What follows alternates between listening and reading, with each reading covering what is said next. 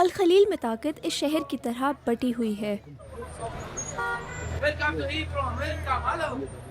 بازار اور شہر کے زیادہ تر حصوں پر کنٹرول فلسطینی حکام کا ہے، لیکن اسرائیلی ملٹری چیک پوائنٹ کی دوسری طرف اسرائیلی فوجی فلسطینیوں کے ساتھ رہنے والے یہودی سیٹلرز کی حفاظت کرتی ہے۔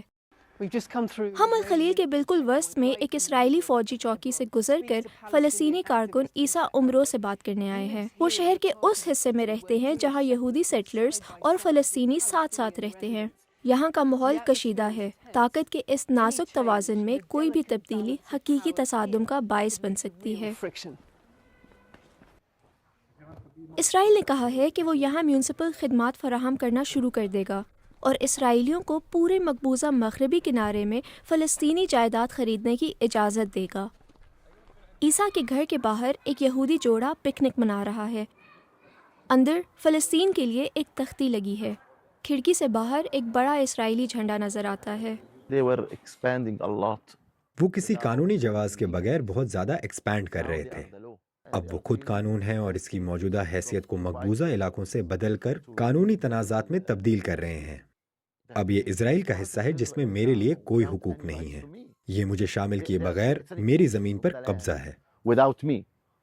اسرائیل نے یہ بھی کہا ہے کہ وہ مقبوضہ غرب اردن کے نام نہاد ثقافتی ورثے پر اپنا کنٹرول بڑھائے گا۔ ان کا کہنا ہے کہ یہ ماحولیاتی اور آثار قدیمہ کے وسائل کی حفاظت کے لیے ہے، اور وہ الخلیل میں غار انبیاء پر منصوبہ بندی کا کنٹرول سنبھال رہا ہے۔ یہ غار ایک اہم یہودی مقدس مقام ہے جو مسجد ابراہیمی کے اندر واقع ہے۔ وہ آسانی سے کسی بھی عمارت پر یہ اعلان کر کے قبضہ کر سکتے ہیں کہ یہ عمارت پرانی یا قدیم ہے۔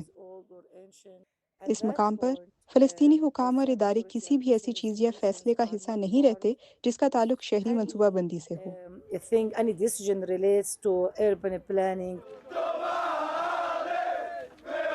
اسرائیلی وزراء نے نئے اقدامات کو فلسطینی ریاست کے تصور کو دفن کرنے کے مترادف قرار دیا ہے۔ یہودیہ اور سامریہ اسرائیل کے لوگوں کا یہودی وطن ہے، اور میں توقع کرتا ہوں کہ یہاں مکمل اسرائیلی خود مختاری ہو، لیکن اس دوران ہم کم از کم نگرانی کر سکتے ہیں تاکہ کوئی ماحولیاتی نقصان نہ ہو، اور ہم اسرائیل کے لوگوں کو ورثے کو نقصان نہ پہنچنے دیں، چاہے وہ فلسطینی انتظام والے علاقوں میں کیوں نہ ہوں۔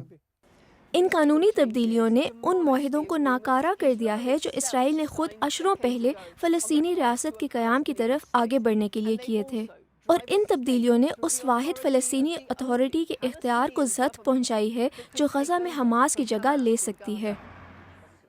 الخلیل اور مقبوضہ غرب اردن میں جو کچھ ہوتا ہے وہ ڈونلڈ ٹرمپ کے غزہ کے ویژن اور وسیع تر مشرق وسطیٰ کے امن منصوبے کے لیے خطرہ بن سکتا ہے۔